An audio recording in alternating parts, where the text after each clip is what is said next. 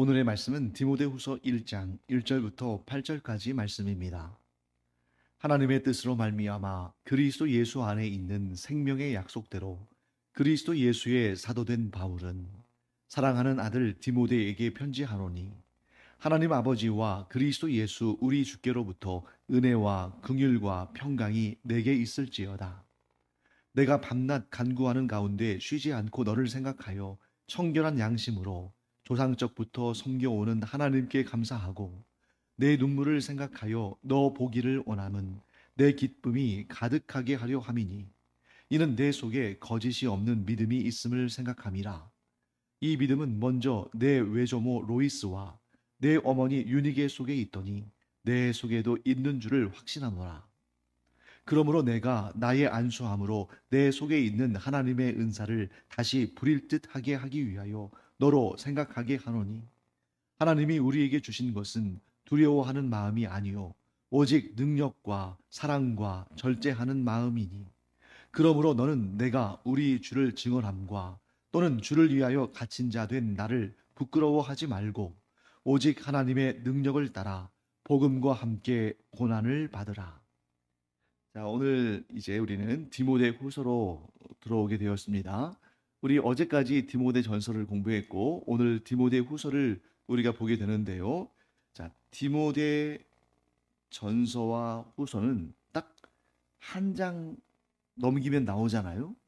그리고 내용도 뭐 비슷한 것처럼 보이고 발신인도 바울이고 동일한 사람이고 수신인도 디모데 동일한 사람입니다. 그런데 디모데전서와 디모데후서는 여러 가지 부분에 있어서 차이가 있습니다. 일단 디모데전서와 디모데후서는 기록 시기가 한 3, 4년 정도 차이가 있어요. 자, 보통 우리가 이제 이 디모데전서, 디모데후서 이렇게 붙어 있다 보니까 뭐 거의 비슷한 시기에 쓰였거나 혹은 디모데 전서니까 당연히 디모데 후서보다는 앞이겠죠. 그런데 둘 사이에 뭐 한 1년 정도 혹은 몇 달 정도 이렇게 차이가 있을 거라고 생각하기가 쉬운데 둘 사이는 3, 4년 정도 차이가 있고 또 편지를 쓰는 그러한 장소에도 또 바울의 상황에도 차이가 있습니다. 자, 디모데 전서는 바울이 로마에서의 1차 투옥, 즉 로마의 첫 번째로 감옥에 갇혀 있었던 그때로부터 풀려나서 좀 자유롭게 여기저기 다니면서 쓴 그런 편지죠. 보통 여러분들이 이제 이 연도를 기억하는 것이 쉬운 일은 아니지만 이렇게 기억하시면 좋을 것 같아요. 바울이 1차로 로마에 있는 감옥에 갇힌 시기. 그러니까 예루살렘에서 유대인들에게 붙들려서 거기에서 죽게 생겼으니까 아직 바울의 사명이 끝난 것이 아니잖아요. 바울의 사명은 이 로마 제국, 당시에는 거의 전 세계를 지배하다시피 한 그 제국의 수도인 로마까지 가서 복음을 전하는 것이 또 거기에서 기회를 얻으면 하나님께서 기회를 주시면 그 로마에 있는 성도들로부터 도움을 얻어서 서바나 곧 스페인까지 가서 그 당시에 땅끝이라고 할 수 있는 그곳까지 가서 복음을 전하는 것이 이 바울의 비전인데 바울의 그 여정이 예루살렘에서 사형을 당하는 것으로 끝나서는 안 되잖아요. 그래서 바울이 거기에서 자기에게 있는 하나의 히든 카드 무엇입니까? 로마 시민권을 사용하죠. 로마 시민권을 가진 자는 로마 황제에게 항소할 수 있고 그렇게 항소를 하면 그 식민지 어느 지역에서 죽임을 당하지 않고 로마 황제 앞에서 재판을 받을 수 있는 그런 기회, 그런 특권이 로마 시민권을 가진 자에게는 주어지죠. 그래서 로마 시민권을 활용해서 로마로 오게 됩니다. 그런데 로마로 오게 되는데 이때는 아주 묘한 상황인 거예요. 왜 묘한 상황이냐면 기소를 당해서 죄인의 신분이긴 합니다. 그런데 로마 황제에게 항소를 했기 때문에 그 애초에 기소를 당할 때의 그 판결이 지금 유보되어 있는 상황이에요. 그러니까 죄인은 죄인인데 살짝 아직 죄가 결정되지 않은 그러한 애매한 상황이라는 거죠. 우리로 따진다면 약간 구치소 같은 거예요. 구치소는 어떤 곳입니까? 죄가 어느 정도 인정이 돼서 수감은 되는데 아직 재판 중이기 때문에 공식적으로 형을 집행하는 그러한 교도소에 가 있는 건 아니에요. 즉 재판 과정 속에서 지금 죄를 유죄인지 무죄인지 그것을 좀 물어야 되는 그런 상황인 것입니다. 그래서 1차 투옥기는 언제냐면 기간으로 60년에서 62년 사이에요. 한 2년 정도 됩니다. 그래서 여러분이 바울의 1차 투옥 하면 주후 60년 기억하시면 돼요. 주 60년부터 대략 한 만 2년 정도. 주 60년부터 62년까지가 1차 투옥 기간인데 이때는 우리식으로 따진다면 약간 구치소 같은 개념이기 때문에 그 당시에는 이 로마 황제의 앞에 서서 재판을 받기까지 이 기간 동안에 있는 이 로마 시민은 자기 개인 부담으로 가택연금 상태에 있는 것입니다. 그러니까 완전한 감옥은 아니에요.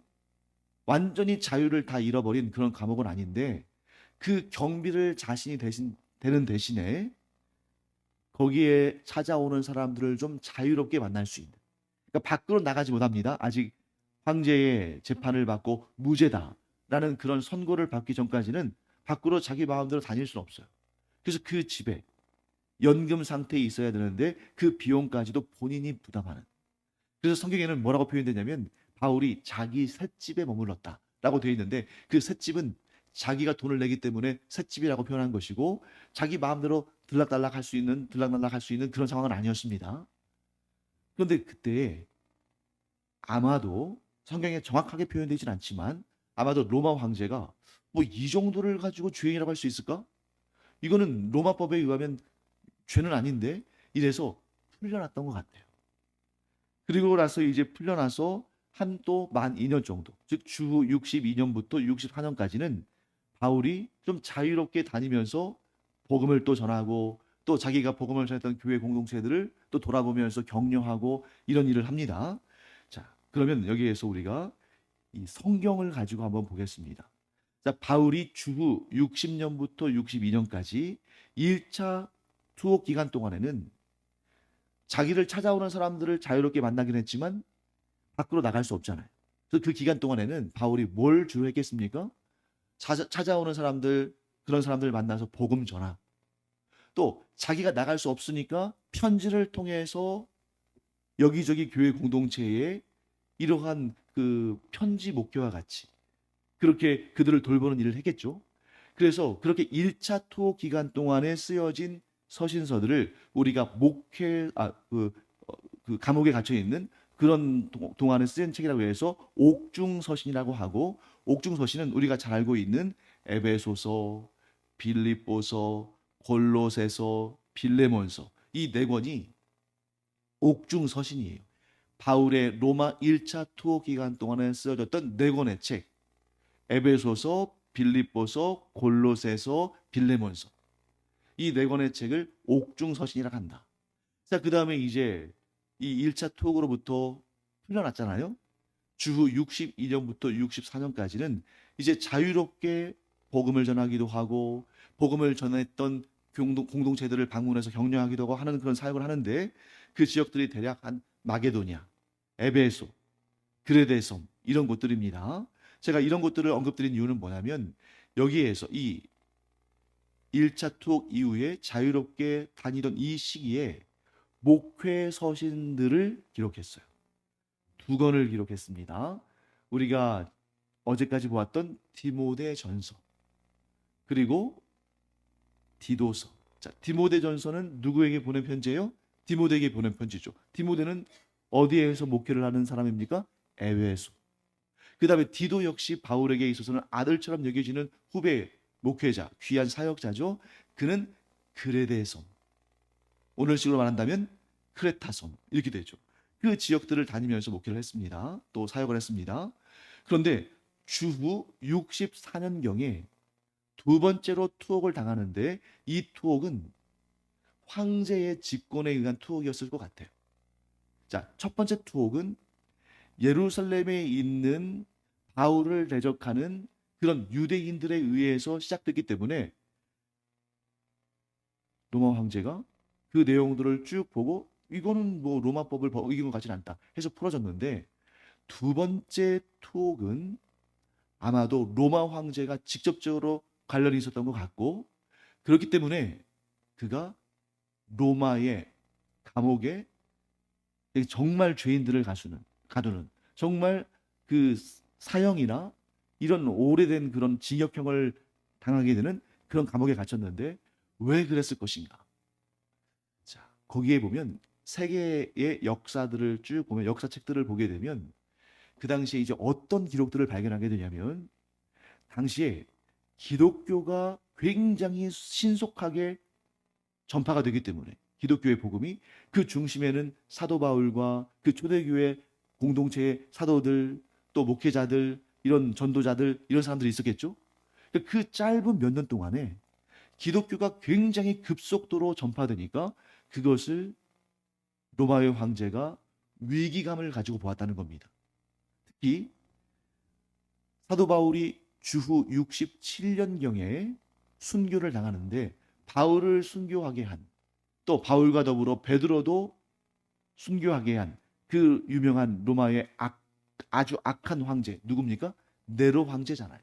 그래서 이 네로 황제가 이 2차 투옥과 직간접적으로 분명히 연결되어 있을 것이고, 그래서 이 지금 제국 내에서 급속히 퍼져나가는 그리스도교를 박해하기 위해서 대표적인 사도, 유대인들의 사도인 베드로, 그렇다고 해서 베드로가 유대인들만 상대한 건 아닙니다. 대표적으로. 그리고 이방인들의 사도인 바울을 투옥하고 그들 대표적인 사도 둘을 순교하게 함으로 말미암아, 물론 다른 사도들도 다 거의 대부분 다 순교했습니다. 그렇게 해서 이 기독교의 세력을 박해하고 억압하는 그런 역사를 보게 되는 거죠. 여러분, 이 역사 간단하게 기억할 수 있겠죠?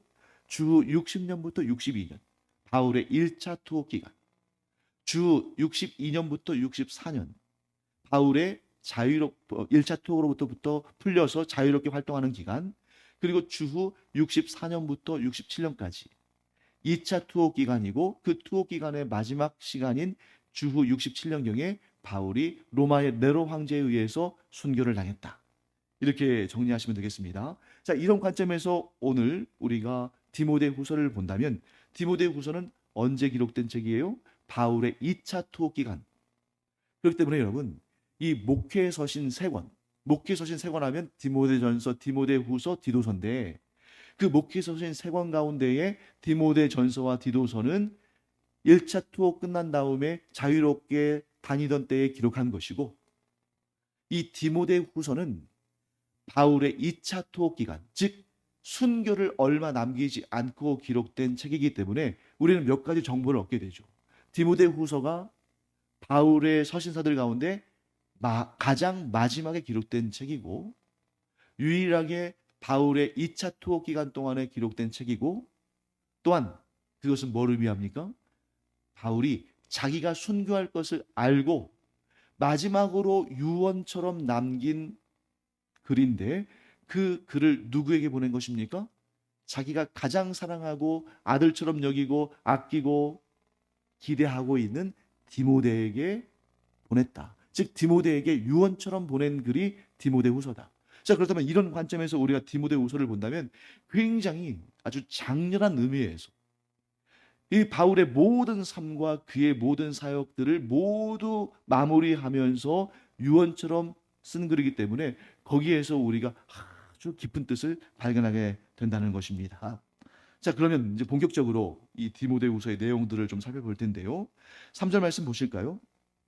내가 밤낮 간구하는 가운데 쉬지 않고 너를 생각하여. 자, 바울이 밤낮 간구하는다. 이게 그냥 문학적인 표현이 아니에요. 실제로 그랬습니다. 자, 여러분, 바울의 1차 투옥 기간 동안에는 바울이 주로 어떤 일을 했습니까? 수많은 사람들이, 유대인에서부터 로마 사람들에 이르기까지, 즉 이방인에 이르기까지, 이 로마의 귀족들과 심지어 왕족들에 이르기까지 바울을 찾아왔어요. 궁금했거든요. 바울이 로마에 갔을 때 로마 사람들이 바울에 대해서 관심이 많았습니다. 특히 로마에 있는 유대인들도 바울을 찾아와서 당신이 무슨 일로 여기에 왔느냐 이렇게 물으니까 바울이 자기가 로마까지 오게 된 그런 배경들을 쭉 설명하면서 예수 그리스도의 복음에 대해서 소개해요. 그랬더니 로마에 있는 유대인들이 우리는 그런 거 들어본 적이 없다. 그 당시에 이미 로마에 교회가 있었지만 로마에 있는 유대인들 중에 대다수는 이 바울과 그가 전한 복음과 그 복음으로 말미암아 예루살렘에서 어떤 일이 있었는지 잘 알지 못했어요. 아주 소수의 사람들만 신앙생활을 하고 있었던 거죠. 그러다 보니까 바울을 찾아오는 사람들이 많았고 그들을 만나고 그들에게 복음을 전하고 하는 일에 시간을 많이 썼습니다. 반면에 2차 투어 기간 동안에는 바울을 찾아올 수 있는 사람들이 있었을까요? 없었을까요? 없었죠. 아주 간혹 아주 최측근의 사람들만 바울을 찾아와서 좀 그에게 필요한 것들을 좀 넣어준다든지 오늘식으로 따진다면 뭐 영치금을 넣는다든지 하는 것처럼 그렇게 했을 뿐 보통 일반적인 사람들은 바울을 만날 수 있는 기회가 없었습니다. 그러니까 바울이 상대적으로 이 2차 투옥 기간 동안에는 아주 시간이 많았겠죠. 그 많은 시간 동안 밖에 나갈 수도 없는데 바울 뭘 했을까요? 기도만 한 것입니다. 때를 얻거나 얻지 못하거나 복음의 전파에 힘쓴 바울은 자기가 나갈 수 있는 때를 얻지 못하는 이때에 뭘 한 거예요? 기도에 힘썼습니다. 자, 그런데 그의 기도에 여러분, 우리도 마찬가지 아니에요? 여러분들이 이렇게 기도를 하시는데 여러분들이 다른 이들을 위한 기도도 하잖아요? 다른 이들을 위한 기도를 하는데 정말 1년에 아니 몇 년 가봤자 한 번 볼까 말까 한 사람 가끔씩 기억나면 기도를 하지만 그 사람이 여러분들의 기도의 중심이거나 또는 많은 시간을 차지하지는 않겠죠. 그러니까 바울도 사람이기 때문에 자기와 가까운 사람, 자기가 사랑하는 사람, 특히 자기의 사역을 이어갈 디모데나 디도와 같은 이러한 일꾼들, 이런 후배 목회자들을 위해서 기도를 많이 했겠죠. 왜? 자기의 사역이 끊어져서는 안 되니까. 자기의 사역이 뭡니까? 자기의 이름을 높이기 위한 거예요? 아니죠. 그리스도의 복음을 전파하는 것인데 자기는 지금 비록 이렇게 감옥에 갇혀서 나갈 수가 없고 이제 곧 순교할 것을 바울이 알았거든요. 그래서 지금 자기가 생명처럼 여기는 이 복음을 전파하는 사역을 이어갈 그 후배들을 위해서 얼마나 간절히 기도했겠습니까? 그 중에 제일 앞에 있는 사람이 누구였겠어요? 디모데였겠죠. 그래서 밤낮 없이 하나님께 간구하며 기도하는데 그때 늘 디모데를 생각하며 기도합니다. 그런데 디모데를 위해서 기도할 때 제일 먼저 나오는 것은 감사였어요. 3절 후반부를 보시면 너를 생각하여 청결한 양심으로 조상적부터 섬겨오는 하나님께 감사.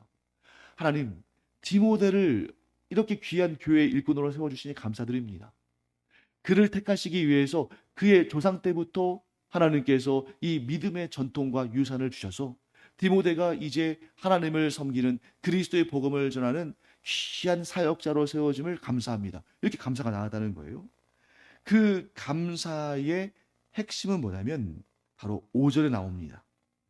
이는 내 속에 거짓이 없는 믿음이 있음을 생각함이라. 자, 디모데를 바울이 오랫동안 지켜봐 왔겠죠. 그런데 여러분 바울은 그의 사역 내내 어떤 문제를 가지고 마음에 큰 고통을 얻고 정말 힘들었냐면 거짓 사도들, 거짓 교사들, 오늘날로 말한다면 이단 사이비들이죠. 그러니까 바울이 가서 복음을 전하면 그 뒤를 따라서 이 율법주의 이단 같은 그런 이단들이 찾아와가지고 그들을 향해서 막 친절히 대하고 뭐든지 다 꺼내줄 것처럼 그렇게 하다가 결국 어떤 본색을 드러냅니까? 예수 그리스도가 온전한 구원을 이루신 구원자가 아니라 율법도 지켜야 되고 할례도 받아야 되고 막 이러한 유혹을 하고 그들을 시험하는 그런 거짓 교사들이 너무 많았잖아요. 바울은 간파했습니다. 그들이 어떤 사람들이다? 속과 겉이 다른 사람들이다. 그들은 이 교회 공동체의 사람들을 통해서 자신들의 그 불이한 이득을 얻기를 원해서 그렇게 마치 양의 탈을 쓴 늑대처럼 접근해서 그들을 자기들의 유익에 그 욕심의 도구로 사용하고 결국 그들에게 헛된 가르침, 결국 구원에 이르지 못할 가르침을 퍼뜨리는 그런 독버섯 같은 그런 자들이라고 바울이 간파했잖아요. 그러니까 바울이 평생 얼마나 그 부분에 있어서 주의를 기울였는지 그의 그 서신사들을 보면 그 내용들이 굉장히 자주 나오는 걸 보게 됩니다. 그런데 바울이 볼 때 디모데는 어떤 사람이었다는 거죠? 그 속에 거짓이 없는 믿음이 있다. 마치 예수님께서 나다나엘을 보시면서 그 안에 간사함이 없다 라고 말씀하신 것처럼 그를 볼 때 너무나 좋았던 거예요. 왜? 그의 내면의 믿음과 그의 외적인 그러한 행위가 일치했기 때문에. 그런데 그것이 어디로부터 비롯됐는가? 내 외조모 로이스와 내 어머니 유니게 속에 있던. 여러분, 여기서 우리가 뭘 할 수 있습니까? 지금 외할머니와 어머니만 언급하고 있잖아요. 디모데의 친가 쪽은 지금 나오지 않습니다. 디모데의 외가만 언급하고 있어. 왜 그럴까요? 디모데의 아버지는 헬라인, 즉 이방인이었어요. 그리고 디모데의 외가 쪽은 유대인이었습니다. 그런데 디모데 안에 있는 이 믿음의 전통은 어느 쪽을 통해서 흘러 들어온 거예요? 외가 쪽을 통해서. 외할머니 로이스와 어머니 유니게를 통해서. 자, 그러면 이들이 언제 예수 그리스도의 복음을 영접했는가? 자, 여러분, 이들은 처음부터 그리스도인이 아니었습니다. 이들은 바울이 1차 전도 여행을 하던 때, 즉 주 40년대 중후반에 바울이 이 튀르키예 지역, 소아시아 지역을 가서 그곳에서 복음을 전할 때, 우리가 잘 알고 있는 그런 지역들 있죠. 더베와 루스드라.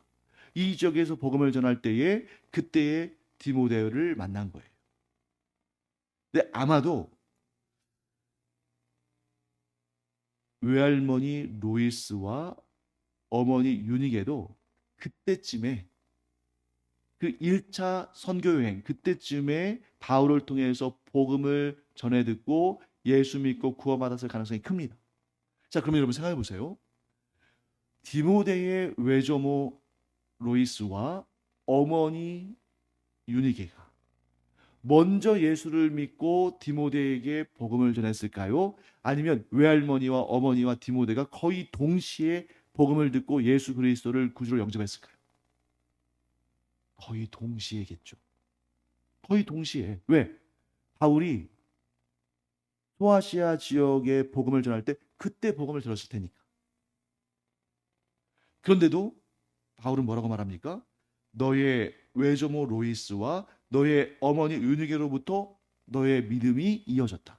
그 얘기는 뭐냐면 로이스와 유니게가 유대인이었기 때문에 이들은 어렸을 때부터 태어날 때부터 구약 성경의 내용들과 율법의 내용들을 배우고 듣고 실천하는 신실한 믿음의 사람들이었다는 거죠.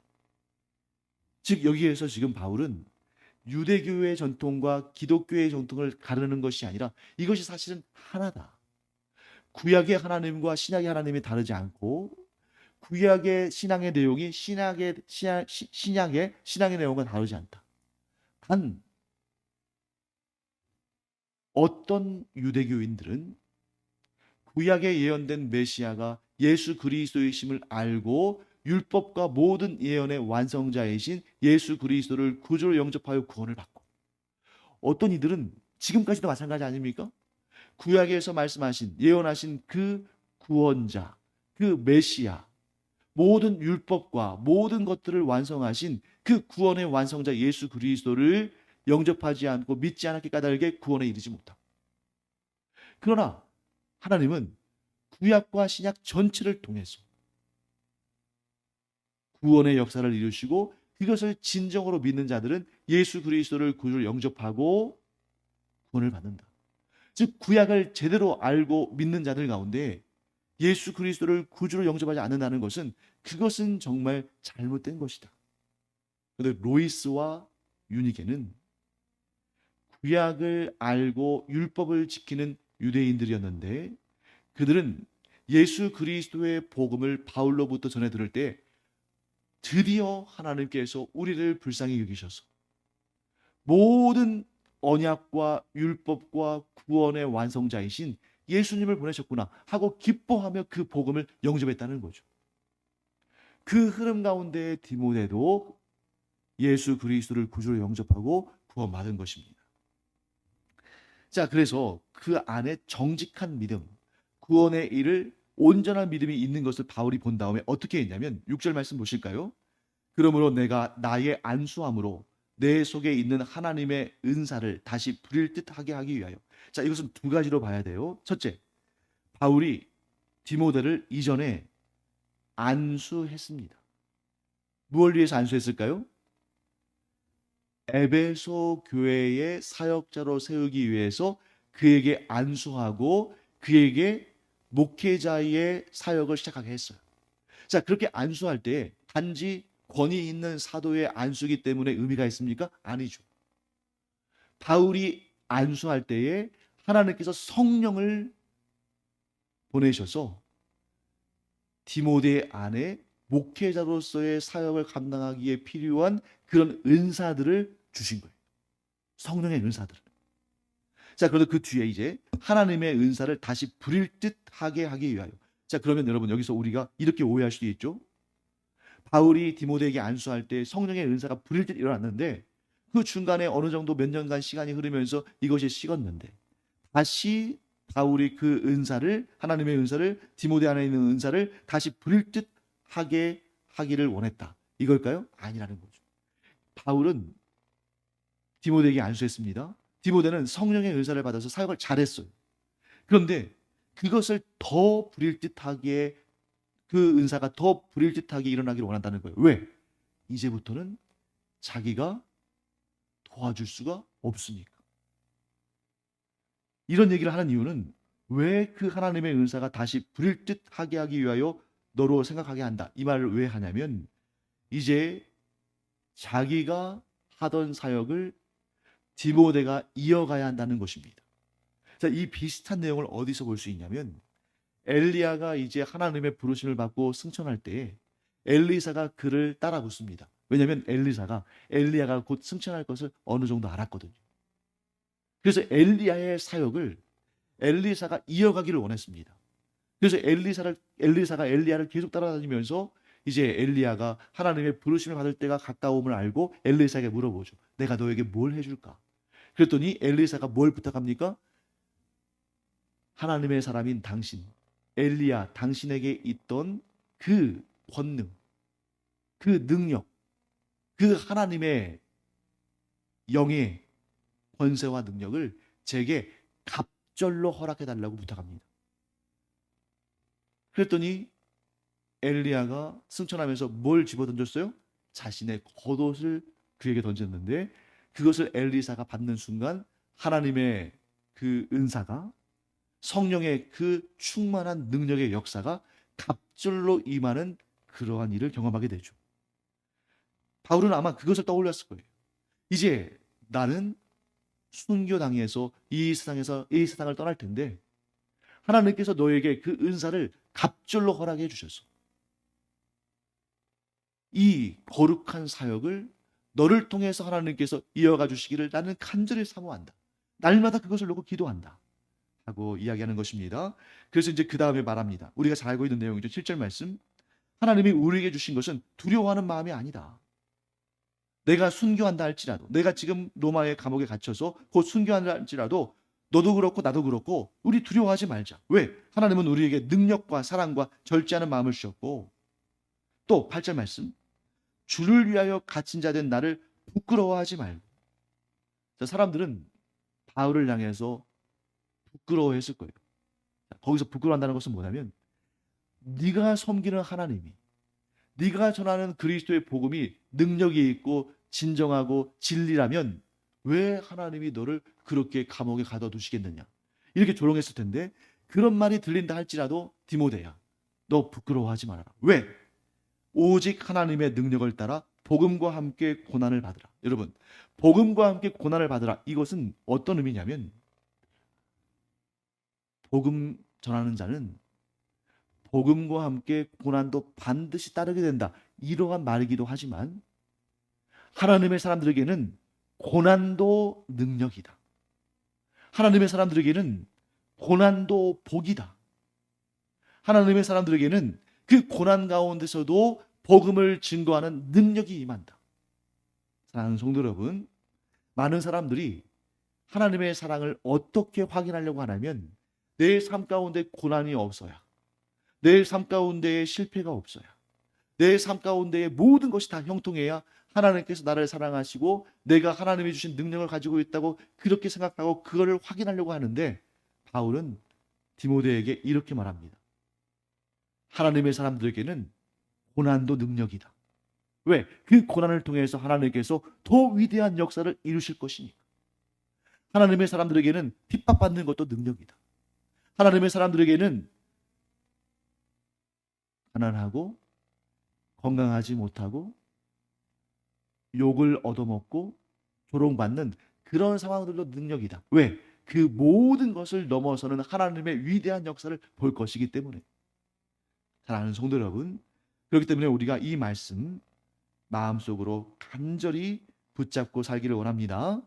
복음과 함께 고난을 받는 그리스도인들은 고난과 핍박과 가난과 실패와 어려움이 제거되어야 할 대상이 아니라 오히려 우리의 감사와 기쁨과 영광을 더 크게 만드는 하나님의 능력이 된다 하는 것을 꼭 기억하는 우리가 되기를 간절히 축원합니다.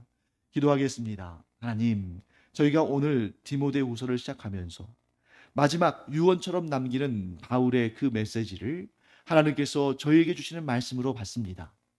그리스도인들은 고난과 실패와 고통과 어려움을, 물론 그것을 일부러 받으려 하지는 않지만 하나님께서 그런 것들을 주실 때에는 그것들이 오히려 저희 안에서 하나님의 놀라운 능력이요, 하나님의 놀라운 은혜가 된다는 것을 믿음으로 고백하면서 삶의 모든 순간 담대한 믿음으로 감사하며 살아가는 저희들 되게 하여 주시옵소서.